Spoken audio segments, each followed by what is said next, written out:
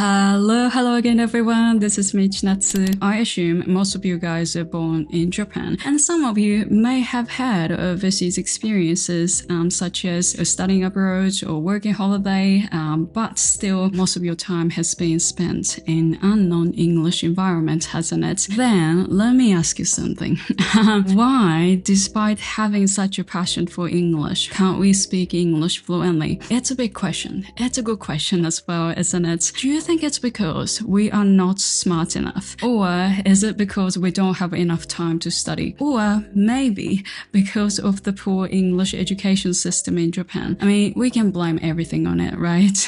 Then, have you ever thought it's because I'm Japanese? It's because I was born and raised in Japan. Some of you might deny this, like, no, I don't make such an excuse. But when I look around, I mean, on social media or in bookstores or even like on TV shows, I often hear the phrase pure Japanese, fluent in English, or no overseas experiences, or like no studying abroad, but fluent in English, something like that. And I feel like it reflects our hidden or like, I don't know, deep-seated feelings of like saying that it's difficult to acquire English when raised in Japan. In this video, I'm going to share an important message that probably will sweep away all those feelings like, oh, I can't speak English because I'm from Japan and that sort of stuff. And actually, I was inspired to make this video after reading the book, bestseller, mega hit worldwide, The Courage to be Disliked. I want to put English learning and psychology all together. I know it's such a strange combination, but I feel like there are quite a few things in common. I'll be so happy, I'll be so delighted if this video keeps you motivated to study English harder. As always, if you have got any questions, comments, please let me know. And if you haven't subscribed to my channel yet, you're more than welcome to as well. Alright, let's get right into it. First of all, the book The Courage to be Disliked, it's based on Adlerian psychology. Sorry, I didn't say it right. Adlerian psychology. Apology, I said Adler psychology in my previous video. I should have said Adlerian psychology. That book shares hints for living happily or more like being just yourself. In my recent video, I talked about like we give meaning to things around us. Diamonds are made of carbon, like it's a fact, like we can't change it. But diamonds are beautiful. It's just our value, right? Human beings just gave a meaning to it. I don't know, for dogs, for my dog, diamonds are nothing, you know, it doesn't mean anything. Regardless of our past may be, Adlerian psychology says ultimately we are the ones giving meaning to those things like past or experiences in the past. For example, let's say someone laughed at your English and you say like, oh, someone laughed at me, that's why I can't speak English in public, I've got a trauma. But it's actually you who decided that you can't speak English in public. Like you just gave a meaning to what happened or even like what people said to you. You can actually have the courage. You can be in charge how you see the world differently. I hope it makes sense to you guys. So it's gonna be the basis for today's discussion. All right, let's go back to the main topic. I'm pretty sure most of you guys are from Japan, which means you were born and raised in Japan. Myself, yes, I spent my first 2 decades in Japan. I didn't go to an 英語塾 or something like that. I just went to ordinary and like public schools, which were amazing, but just nothing, you know, special or like expensive schools or anything. And then among you guys, there should be some people who wanted to study abroad, but you couldn't do it. Or you even wish like you were born in the States or Australia because you're struggling to achieve an English brain or whatever it's called, right? In the book, it's so simple, but there was a striking phrase. The question isn't what happened, but how was it resolved? Hearing this, you might think like, yeah, I understand that. We can't change the world. We can't change people. We have to change ourselves, right? We all know that, but it's difficult. Let me explain. When I just came to Australia, I used to think like, oh, I can't speak English. English is difficult. Even though I studied so hard, I can't speak English. I'm not getting any closer to a native English. And I started saying, I can't beat 帰国子女, or like, I can't beat those people who went and studied overseas. I came to this conclusion. The reason why my English is like this, I can't speak English because I was born and raised in Japan. I have never been in an English environment when I was younger. That's why I'm struggling to achieve an English brain. Everything was in Japanese back then, and I didn't have any like special, extra education and stuff. So I was like, if I were born in Australia, if I was raised in English-speaking country, I wouldn't have to struggle like this. I tell you, I don't think I'm the only one person who used to think like that. Probably you guys are thinking like that too. I'm not sure. And then the quote from the book comes in again. The question isn't what happened, but how was it resolved? And the book also says this: if I had done this, if my parents had did this for me, and if I was from this area, this if, starting to think in terms of these ifs, is actually an excuse for not wanting to change, afraid of change. It is though. For example, again, when I came to Australia, I kept thinking like, if only I had studied abroad, something like that. Now you can see the mistake. You can't change the past.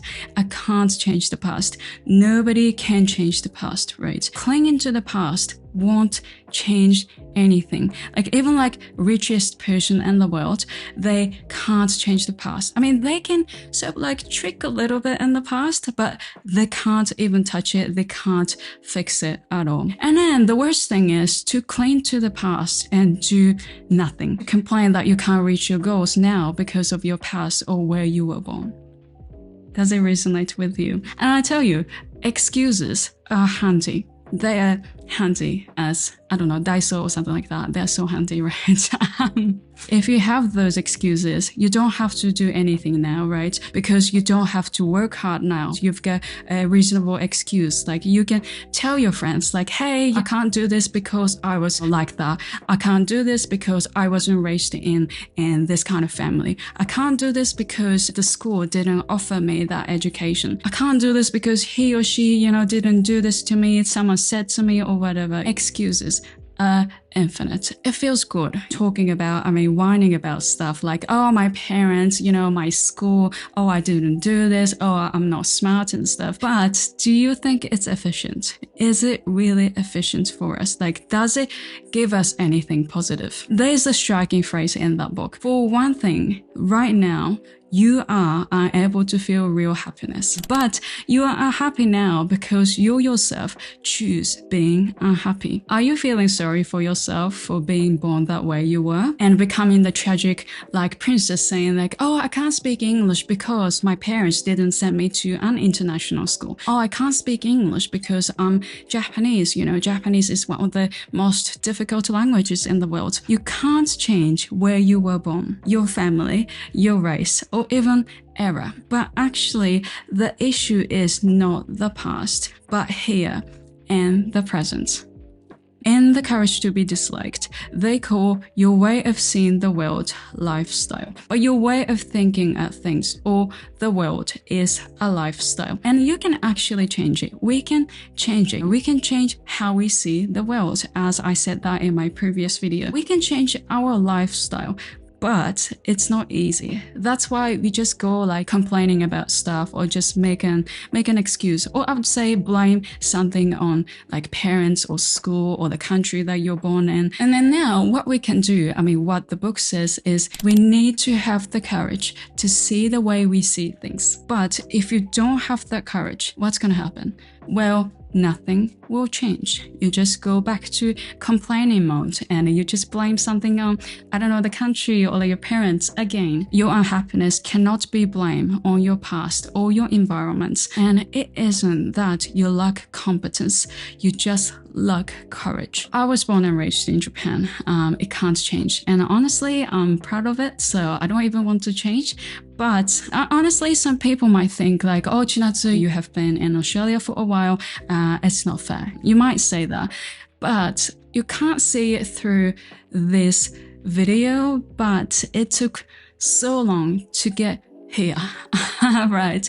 I have spent so much time, so much energy and money on English, which is okay because I love learning English. Probably I didn't have to struggle like this if I was born in, Germany, because my German friend, he talks perfect English, even though he just went to high school and then that's it. He didn't even learn English outside of school, but he's just perfect. It wouldn't take that long if I were, born in a different country. But again, being raised in Japan, I can't even touch it. Then what can I do? What I can do is change how I see the world. What I can do is first accept myself as I am now. And then, regardless of the outcome, have the courage to move forward.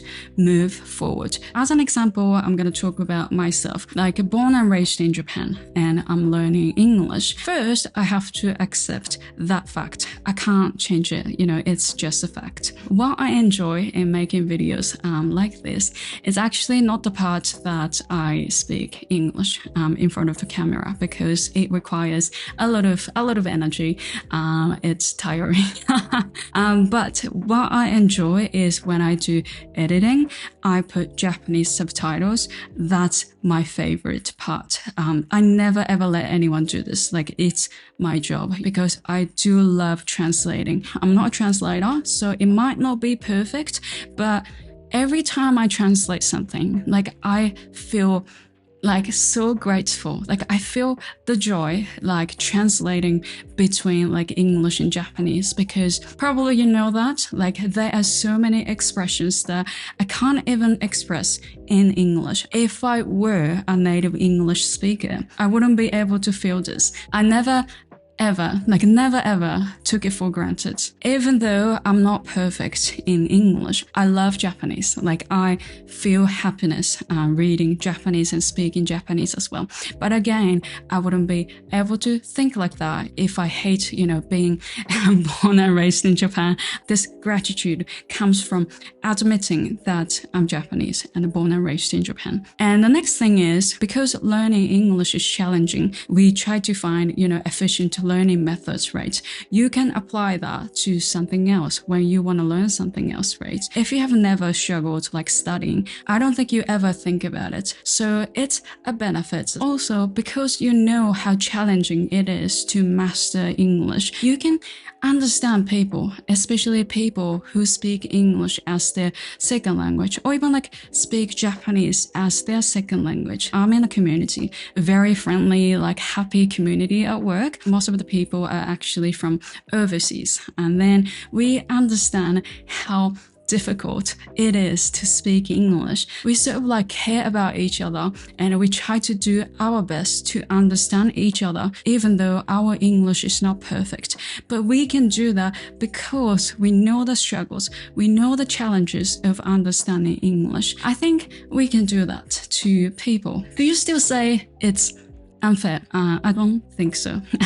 I think it's totally fair. After all, we can't change the fact that we were born and raised in Japan, and learning English is difficult. But again, it can't change. But what we can change is how we see things. And most importantly, what we can change is the present. Now, what we do now, right? Some people say, well, learning English, being able to speak English can give you money, speaking Japanese doesn't do anything. But of course, you can keep saying that. But you have to remember that whining about the past, it doesn't give you anything. It doesn't give you any benefit.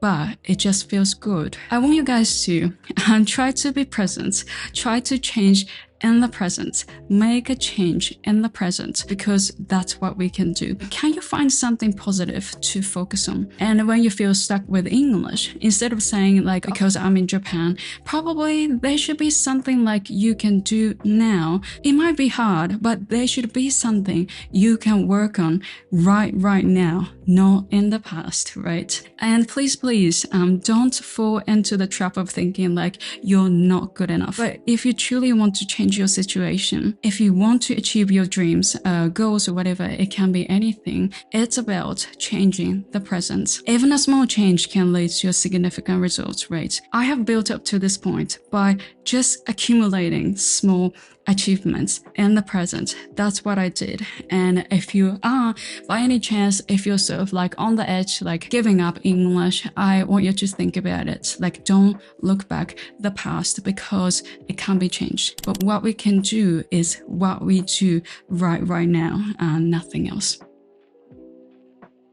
Thank you for watching this video, guys. I hope you guys enjoyed it. If you did, please give me a thumbs up. And if you've got any questions, comments, please let me know. If you have not subscribed to my channel yet, you're more than welcome to as well. All right. See you in the next video soon.